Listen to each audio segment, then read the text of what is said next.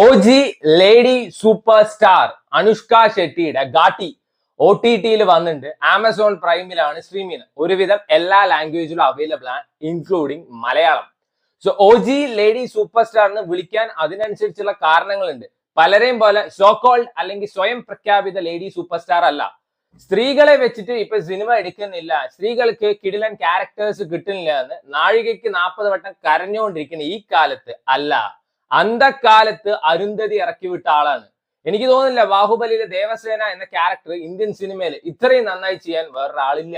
അതുകൊണ്ടാണ് OG lady super സ്റ്റാറിന് വിളിക്കുന്നത്. So ആളുടെ ഗാട്ടിയെ പറ്റി പറയണ വെച്ചാ വാട്ട് എന്ന് പറയാം, just like god, greatest of all time പോലെ what, worst of all time, Anushka ഷെട്ടിയുടെ വാട്ട് എന്നൊക്കെ പറയാൻ പറ്റുന്ന ഒരു പടമാണ്. അയ്യേ എന്നാണ് ഈ സിനിമ കണ്ടപ്പോ പറയാൻ തോന്നിയത്. ഒട്ടും വർക്ക്ഔട്ട് ആവാത്ത ഒരു പടം, ഒരു അവിഞ്ഞ പടം എന്നൊക്കെ വേണമെങ്കിൽ പറയാം.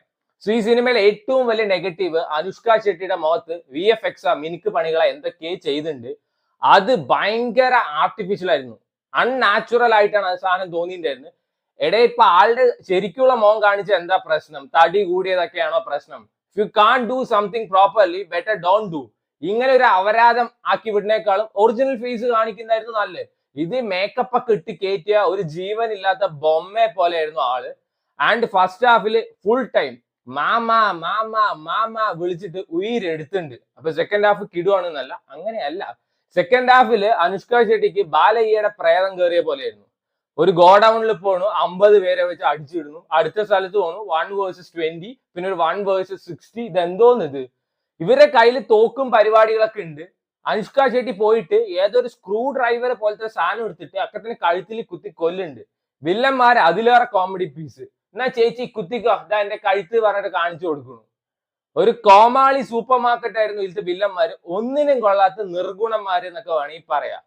ആൻഡ് ഇതില് മറ്റേ ധീര സിനിമയത്തെ പോലെ മലയുടെ മുകളിൽ വെച്ചൊരു സീനൊക്കെ ഉണ്ട്. കണ്ടു കഴിഞ്ഞപ്പോ ഒരു ഇമോഷണൽ കണക്ഷനും കിട്ടിയില്ല. അതേപോലെ തന്നെ നമ്മുടെ കത്തിയില് വിജയ് വന്നിട്ട് ഒരു 10-50 പേരെ അടിച്ചിട്ടിട്ട് അതിന്റെ മുകളിൽ ഇരിക്കുന്നുണ്ടല്ലോ, അതേപോലെ അതിന്റെ മുകളിൽ നിൽക്കുന്ന സീനൊക്കെ ഉണ്ട്. ഈ സിനിമ കണ്ടപ്പോ ഏറ്റവും കൂടുതൽ വെറുപ്പിക്കലായി തോന്നിയ അനുഷ്ക ഷെട്ടിയാണ്. അനുഷ്ക ഷെട്ടിക്ക് 2 അടി കിട്ടുമ്പോ ഭയങ്കര സാറ്റിസ്ഫാക്ഷൻ ആയിരുന്നു. സീരിയസ്ലി പറയാ, ഇതിൽ ആകെ കുറച്ച് നന്നായിട്ട് പെർഫോം ചെയ്ത പോലെ തോന്നിയത് വിക്രം പ്രഭു ആണ്, അനുഷ്ക ഷെട്ടിയുടെ പേരായിട്ട്. അത് കുറച്ചു നേരമേ ഉള്ളൂ, പക്ഷെ നന്നായിട്ട് തന്നെ ആള് പെർഫോം ചെയ്തിട്ടുണ്ട്. കുറെ കോമാളിക്കൂട്ടം വില്ലന്മാരുണ്ട്, എന്തൊക്കെയോ എടുത്തു വെക്കുന്നുണ്ട്. സോ ഗാട്ടിന്ന് അവർ ഉദ്ദേശിക്കുന്നത് ഈ കഞ്ചാവില്ലേ, അത് ട്രാൻസ്പോർട്ട് ചെയ്യുന്ന ആൾക്കാർ അല്ലെങ്കിൽ പോർട്ടേഴ്സിനെയാണ് ഗാട്ടി എന്ന് പറയുന്നത്. അതായത് ഇവര് പറയുന്നത് കഞ്ചാവിലെ ഏറ്റവും ടോപ്പ് ക്വാളിറ്റി ഐറ്റം ശീലാവതി, അതാണ് നമ്മുടെ അനുഷ്ക ഷെട്ടിയുടെ പേരും. രാജഹംസൻ ഹംസാൻ എന്തൊക്കെയാ പറയുന്നുണ്ട്.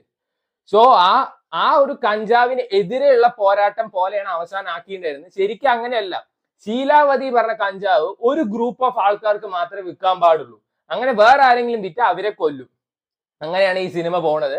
എന്നാൽ ഇവര് വേറൊരു ഇപ്പൊ റൺവേ സിനിമ നമ്മൾ കണ്ടല്ലേ ദിലീപ് ഏട്ടന്റെ, അതിലെങ്ങനെയാണ് സ്പിരിറ്റ് കടത്താൻ ഡിഫറെന്റ് വേസ്, ഡിഫറെന്റ് രീതികൾ, അങ്ങനെ നല്ല ഇൻട്രസ്റ്റിംഗ് ആയി കൊണ്ടുപോകുമ്പോ ഇവിടെ വന്നിട്ട് എവിടെ അനുഷ്ക ഷെട്ടിയുടെ പടം ഉണ്ടോ അവിടെ ഒരു സെക്ഷുവൽ വയലൻസ് ഉണ്ടാവും. പിന്നെ അതിന് റിവഞ്ച്, തേങ്ങ മാങ്ങ, സ്ത്രീ ശാക്തീകരണം എന്നൊക്കെ പറഞ്ഞിട്ട് അങ്ങനെയൊക്കെ പോയി കൊളാക്കി.